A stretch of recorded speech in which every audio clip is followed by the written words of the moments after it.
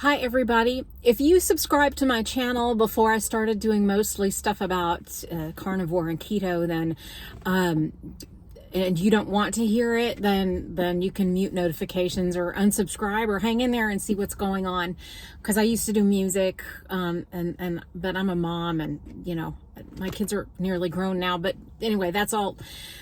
I don't do music anymore except at church, and so anyway, if you were with me in that past life, great. But now I am in my 50s and looking forward to having still half my life left and being vibrant. Vibrant cough. That's just a little allergy cough. In any case, all right, so I just watched Carnivore Quest, Larry and Cassie's, their intro video, informational video about the upcoming April challenge for beef, butter, bacon, and eggs. And I haven't had my head together enough to do previous BBB&E challenges, but I think I'm there now. And I've gained a lot of inflammation. I gave up dairy, but then it kept calling to me, and I just then added it back in. Ugh, but not a lot, not as much as I was eating, but too much. So I've got to get rid of the dairy. I do also emotionally eat. I still deal with some grief from a family loss, and that I've been a little bit grief eating things that are just nowhere near carnivore or keto. And so I've gained a little weight from that, and at least this video is starring my steering wheel. I do better videos in the car. Anyways, you can see I'm at the grocery store. So I'm gonna get a little bit of shopping done, but I'm gonna go to Walmart because I saw Larry and Cassie's video about the Walmart bacon. I am having to cut costs a little bit on the groceries, so I'm gonna go see what's on sale at Whole Foods. And then also at Costco, I noticed that their lamb, we like to eat leg of lamb at Easter, and their lamb per pound is it's about the same price as their chuck roast. So I'm going to get some chuck roast and some lamb.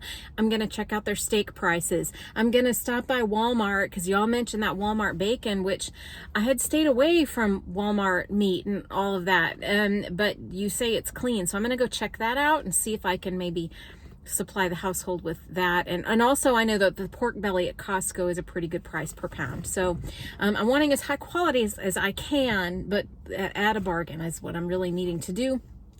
We've been an organic, grass-fed family and household. We're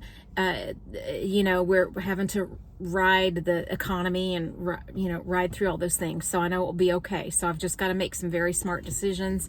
I'm yammering, but anyway, this video is to say that I'm here for the BBB&E challenge. One or both of my sons might be joining me. They do not need to lose any weight. They are athletic and healthy and health conscious, and they eat a lot of meat in their diet. They eat pretty good diets. And my oldest, who's 22, he mentioned maybe wanting to do this with me. So I just sent him Larry and Cassie's intro video, asked him to let me know. He lives about half an hour away from me, and sometimes I bring him food. So it's helpful for me to know if he's doing this challenge or not. So I'll update if he is, but I'll keep him anonymous.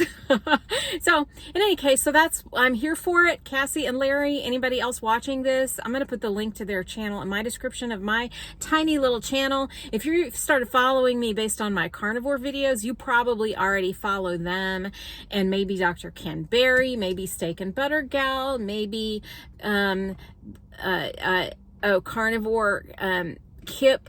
Oh my gosh, she's awesome. Maybe Amanda at Carnivorous Me. I love her.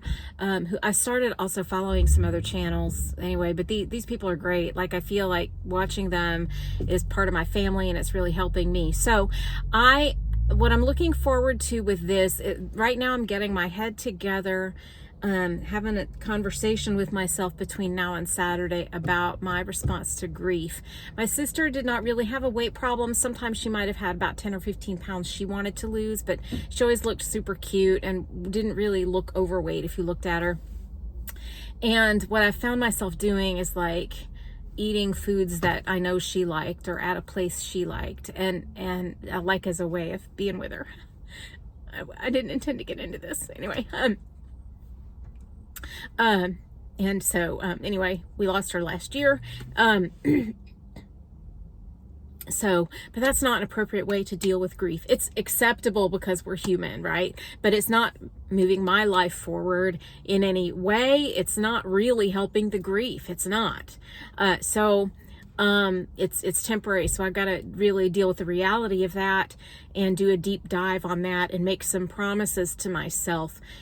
And just tell myself, right now, just think about April 1st through 30th and think about other ways to deal with grief for those 30 days. I can do it. So I've got to just, I'm going to be just dealing with myself mentally between now and Saturday about ways I'm going to deal with my grief that doesn't involve food. Also eliminating the dairy. Like, I've always had a weight problem, so I can't blame all of this on grief. I will snack to avoid, and the fact is that dairy is a snack food, really. I don't crave dairy in my meals. I've noticed that. I crave a slice of cheese when I just am wanting to snack, but I'm not actually hungry. If I think about it, I'm wanting to avoid something. I'm wanting entertainment. Food as entertainment is a big thing for me. I mean, I like food. It's great. Hey, if I need a little break, mental, let's go grab a piece of cheese. And that's just, I need to not do that April 1st through 30th because that's not hunger. Cheese is a snack food. And there's that doctor, and I can't remember his name right now, but he's on YouTube, but he says that snacking is always an emotional event. And I think I'm going to put that sign on my refrigerator. Snacking is always an emotional event. And that will help me out. And I don't know how involved my husband will be in this. He's 10 years old. He's in his 60s, but he's very metabolically healthy, and he really likes to eat a lot of vegetables and some carbs, but he has been trying to get more meat, more animal protein, animal fat in just to support his brain health going forward. So he's at least recognizing that. So I'm going to deal with the snacking issue. That's always been a thing for me. And that's going to take care of like 90% of my dairy cravings, is dealing with the snack issue, dealing with the grief, and having other ways in place to deal with these moments when, I miss my sister. I want to feel kind of close to her without going to, the little French bakery that she loved and I loved too. And anyway, so that's so this mostly, like Cassie and Larry, if you watch this, I'm here for it. I'm in, and I've got some mental housework to do between now and Saturday so that I can get ready, and I'm doing some grocery shopping today. If you all are wondering what this carnivore thing is or why I'm even doing it, I started by looking at Michaela Peterson talk about her experience with going carnivore after I heard that her father healed a lot of issues by only eating red meat. That piqued my curiosity. I found her talk about it. Then I found her talking to Dr. Ken Berry. And I went over to his YouTube channel, and my mind was blown. Like a whole world was opened up to me.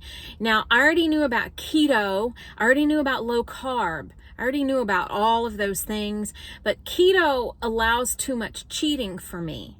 I can excuse anything. I'm like I'm like a kid. So, I will just excuse anything under the guise of carnivore. Of keto. And then I think Cassie and Larry talked about like allowing so many other things in. You can even start to allow things in that are carnivore, but that aren't, like, start to add inflammation. And so I've realized that I need some pretty tight rails around me, at least for periods of time. And I need to, I need to recognize when I'm excusing something. So that's another big thing. So this BBB&E challenge for the month of April is going to give me those guardrails and kind of be my mom. I have a mom and she's great, but she doesn't tell me what to eat. And I don't want her to. Because then, even though I'm in my 50s, I will for sure rebel. Anyway, if my mom watches this, she probably doesn't, but if she does, I love you, Mom. You're the best mom. The best mom. The best mom. Okay, so that's it. I'm rambling, but everybody check out Carnivore Quest if you want to be in on the April BBB&E challenge. I'm happy to be doing this with the community. Bye, y'all.